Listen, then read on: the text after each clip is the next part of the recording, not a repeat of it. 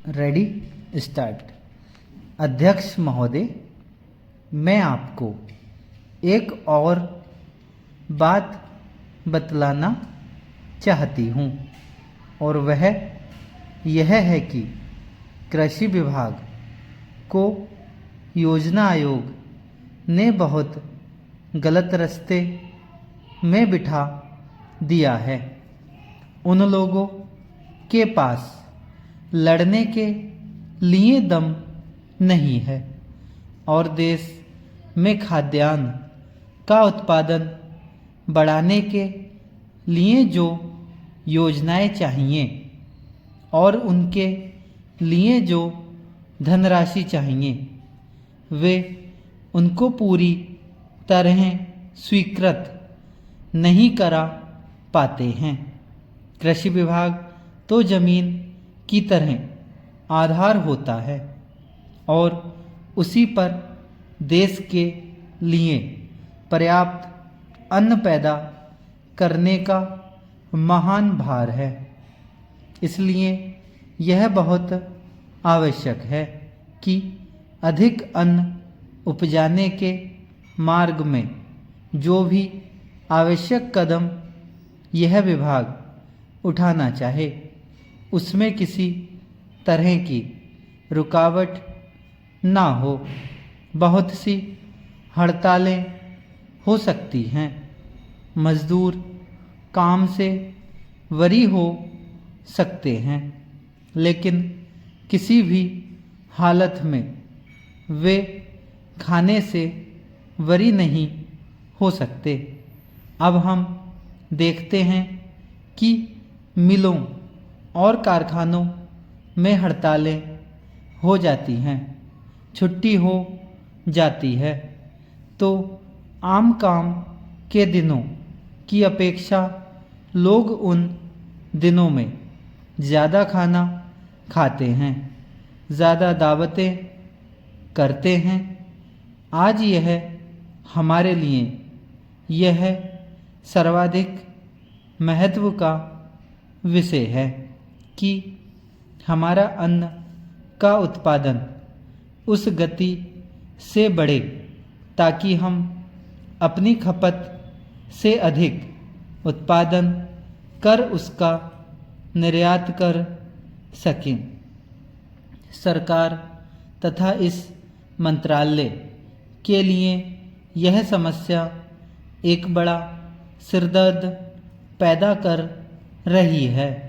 हर एक विभाग में बड़े बड़े अधिकारी बैठे हैं और हजारों रुपए के बड़े बड़े वेतन ले रहे हैं, लेकिन मुझे दुख के साथ कहना पड़ता है कि उनका दिमाग कार्यालय की मिसलों और कागज़ों में लगा रहता है। इस विभाग का काम बहुत ही महत्वपूर्ण है। प्राकृतिक कोप के कारण जो समय समय पर हमारी फसलों को नुकसान होता है, इससे भी अपनी फसलों की रक्षा करने के लिए आवश्यक कदम उठाना इसके जिम्मे है। आज मेरे पास लखनऊ से कुछ लोग आए थे और वे लोग बोल रहे थे कि यहाँ दिल्ली में इस अवसर पर ठंडी हवा चल रही है और आप यहाँ दरवाज़ा बंद करके बैठे हैं या आराम से लेटे हैं, लेकिन हमारी तो जान खतरे में है। वहाँ ओले गिर रहे हैं और हमारी गेहूं की फसल खतरे में है। अब यह इस विभाग का काम है कि चूँकि हवा में पानी ज़्यादा होता है, इसलिए फसल के बचाव के लिए उस पर नियंत्रण किया जाए जिससे फसल की हानि ना हो।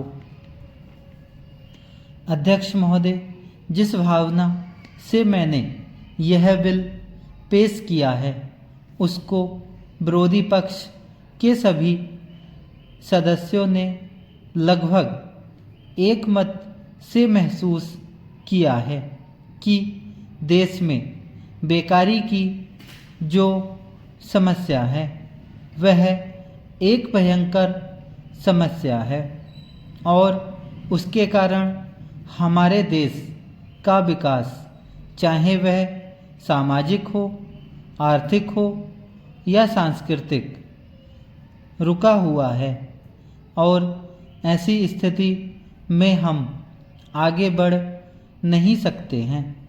इसी प्रकार से इस परिस्थिति का निर्माण हम पिछले 54 वर्षों से देख रहे हैं।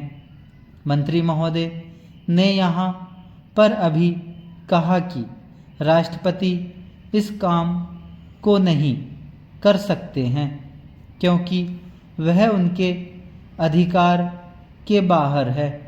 आप राज्यों में राज्यपाल शासन स्थापित करते हैं जब यह देखते हैं कि किसी राज्य में वहाँ की व्यवस्था, वहाँ का विकास ठीक नहीं हो रहा है, जब किसी राज्य में गड़बड़ी फैल रही हो, विकास का काम समाप्त हो गया हो और जिम्मेदारी से लोग काम न करते हों, तो वहाँ पर राज्यपाल शासन स्थापित किया जाता है। ऐसे बहुत से उदाहरण हमारे देश में मौजूद हैं। उसी प्रकार से हमारे राष्ट्रपति हैं और अगर देश में इस तरह की स्थिति वर्षों तक चले तो कोई कारण नहीं है। आपात के रूप में राष्ट्रपति इस देश की सुरक्षा के लिए, इस देश की उन्नति के लिए जिम्मेदारी अपने हाथ में न ले सकें। हमारे भाइयों ने बहुत से उदाहरण दिए हैं कि राज्यों में संयुक्त सरकारें नहीं चलीं, लेकिन उसके पीछे राजनीतिक हथकंडे थे। अगर कोई राजनीतिक पार्टी जिम्मेदारी से काम नहीं करती तो विधान में यह स्पष्ट है कि राष्ट्रपति शासन अपने हाथ में लें।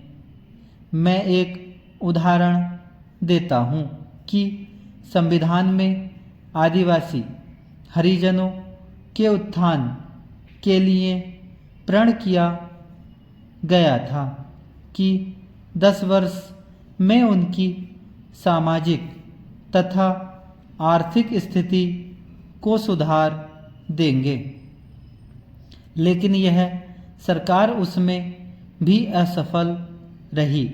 उसको एक बार 10 वर्ष के लिए बढ़ाया गया और दोबारा फिर 10 वर्ष के लिए बढ़ाया गया। इसी तरह से उसको बढ़ाते जा रहे हैं, लेकिन उनकी आर्थिक और सामाजिक उन्नति आप नहीं कर पाए हैं। इस काम में सरकार बिल्कुल असफल हुई है। पिछली बार सरकार पर अविश्वास का प्रस्ताव भी आया था और वह पास होने वाला था। इसलिए मेरा कहना है कि हमारे देश में यह जो बेकारी की